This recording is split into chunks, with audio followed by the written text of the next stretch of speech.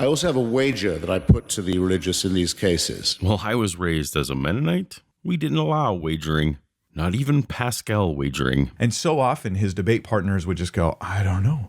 That's a good question. I don't know. And they wouldn't have anything. But it seems Mike came up with something where others have failed. Does he win the Hitchens Prize?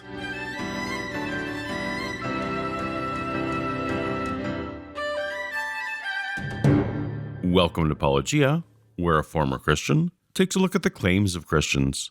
If you're new to the channel, please take a second to tap on the subscribe button so that you'll be notified when new science, theology, and news videos come out.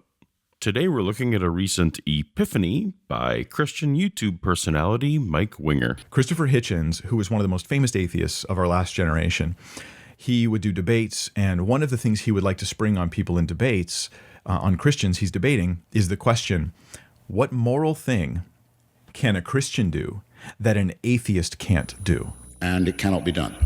Here's something I think is common in modern day atheism, pop atheism online, is that if they ask a question you don't know how to answer, then they think they've won. like you just saying I don't know, it means they're right. Well, the phone there, Mike. First of all, few Christians I converse with admit they don't know something, unless you count God works in mysterious ways. We're both just swapping anecdotes at this point, but my experience is the opposite of yours. The Christian can answer any potential question with God did it for sufficient reasons. And for them, this adequately covers any lack of knowledge. No need for further inquiry. Jesus, yes. If you're ever in Sunday school, you don't know the answer, just say Jesus, you'll probably be right. Second, it is the Christian who starts a victory celebration when the non-believer admits something is unknown. What existed before time? We don't know yet. How did life first emerge from chemicals? We don't know yet. How does consciousness emerge from matter? We don't know yet. Apologists like Frank Turek think these are amazing gotcha questions. Can't answer these, God must be true. When scientists are using the word chance, you know what they really mean? We don't know. Look, there's only two possibilities with regard to this value. Either this value was designed or it wasn't. We don't need to have a contest here. It sounds like Mike agrees that I don't know is a perfectly valid and intellectually honest answer to a given question. And it's not a sign of propositional weakness to admit this. Great news. But at any rate, one pastor finally answered Christopher Hitchens, and he says, well, what moral thing can a Christian do that an atheist can't do? Tithe. I thought that's probably not the best answer. Technically, sort of, yeah. I mean, atheists aren't going to tithe. First of all, an atheist absolutely can tithe. It's just money donation. Due to my family dynamics, I continued tithing well after I'd stopped believing. Second, and more importantly, what exactly is moral about tithing? We'll come back to this thought. I really wish that Mike elaborated on why he thinks tithing isn't the best answer. It could be very revealing, I think. I just hit pause on the debate, and I sat and I went, how would I answer that? What would be a moral thing a Christian could do that an atheist can't do? And then it hit me. The most important moral thing that anybody can do. Loving God. Loving God is the most moral thing anyone can do? Like, it doesn't occur to the atheist, or even many Christians that were debating Christopher Hitchens. Probably because an atheist doesn't think that God exists. It probably doesn't occur to Mike to use the Force. A lot of people must have had a similar reaction because Mike pinned a comment to the top of his video to address it. What's odd to me is the lack of self-awareness in some who think my answer is obviously ridiculous. If you assume atheism is true, then it isn't moral to love God. But this assumes atheism is true, which drains the question of all of its power. If the power of the question is based on assuming atheism is true, then how is it going to give support for atheism? It's not. Au contraire, Mike. The challenge put forth by Hitchens is to have someone demonstrate that a given religious practice would broadly be considered moral and not just a ritual. And for this test, we absolutely start assuming the Christian worldview. Christians posit that there exists a single, objective, ultimate moral standard that is grounded in the nature of God. And passages like Romans 2:15 indicate that these moral laws are written on the hearts of all humans. The way that people can know this moral standard is through their conscience or their intuition. And passages like Romans 1:18 tell us that individual humans can suppress this intuition for a while, but that deep down they still really know.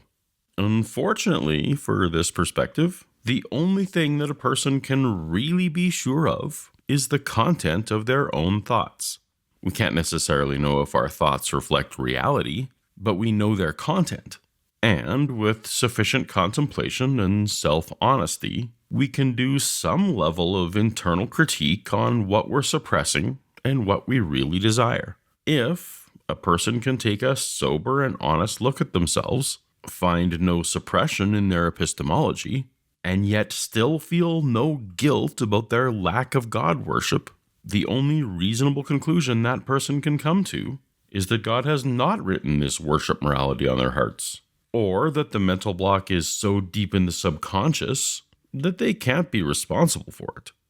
This is my experience, and that of many, though only one's own thoughts can supply solid evidence for this.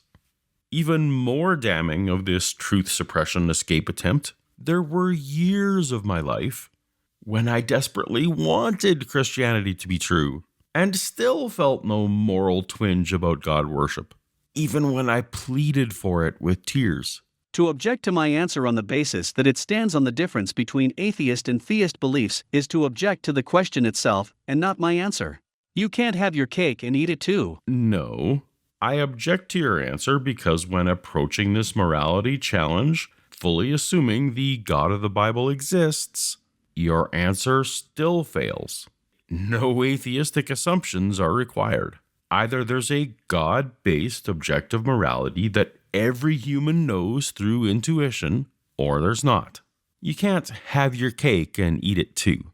And presuming to know my intuitions better than I do may make you feel better about your mistaken beliefs, but it does nothing for me but reinforce that your assertions are false. That loving God, the most important moral imperative of the universe, is something an atheist cannot do. Obviously, I don't know Mike's thoughts, but it's possible that his dismissal of the tithing answer was because of his awareness that a non-believer wouldn't remotely consider tithing to be a moral action, any more than wearing temple underwear, or slaughtering a chicken while spinning it over your head, entirely covering your body, or forsaking clothing altogether, or any specific religious practice is a moral activity. And the notion of worshiping a god is every bit as much in the category of religious practice. If indeed there is some collective body of intuitive knowledge out there called objective morality, individual religious practices simply aren't among the universal human compulsions. Though, if you don't interact deeply with those outside of your own faith community, you won't realize this. And this is a scary trend in our culture, and it's a religious trend. I see the reversing of the two commands, right? Jesus is like, love God with everything you've got, and second, love your neighbor in a lesser degree as you love yourself, which is still a massive amount of love, but nothing compared to the love we have for God. What is scary about prioritizing the creatures we all agree exist and live, and whose quality of life can be directly affected by my choices, over a creature whom we cannot possibly injure by our actions? If morality is at all about increasing the well-being and decreasing the harm done to others, as Jesus' second command suggests, I guess you'd need to demonstrate that I can positively or negatively impact the well-being of a perfect being. I doubt that Mike would say that using a power disparity to demand love is a moral action. And yet, that's the first command. So the atheist is deprived of the highest moral imperative a Christian or a human is made for. That's a big deal. That's a really big deal. Of course, it seems equally obvious that if humans weren't made for worshiping, then by engaging in worship, a human is doing some level of self-harm. This is humanism. Humanism is let's take care of each other, let's hold hands, but let's ignore God. Let's just leave God out of it. Let's not talk about God. Let's not worry about honoring God. We'll just take care of ourselves. Taking care of humans and how we treat humans is what comes to mind for most people when they think about morality. But yes, you are correct that the morality of humanism, in broad terms, is about maximizing the well-being and minimizing the suffering of humans. But that's just rebuilding the Tower of Babel, right? Gathering together to do our own thing, independent of God. But here's the thing, Mike. You're admitting we don't actually need God to be involved to love our neighbor as ourselves. That's just empathy. And that sentiment was written down many times, eons before Jesus came on the scene, and stretches back to the first creature who realized that if they don't want to get hit, that it's best not to hit. In fact, the creatures who best empathized would have made the most cohesive group, giving them a survival advantage, which is probably how our consciences developed in the first place. Now, actually acting out of that empathy is obviously more easily said than done, and some individuals are more motivated to try than others, but God adds nothing to our insight about what actions better align with this goal than other actions, and Mike seems to tacitly agree. Humans can know how to look after each other without God.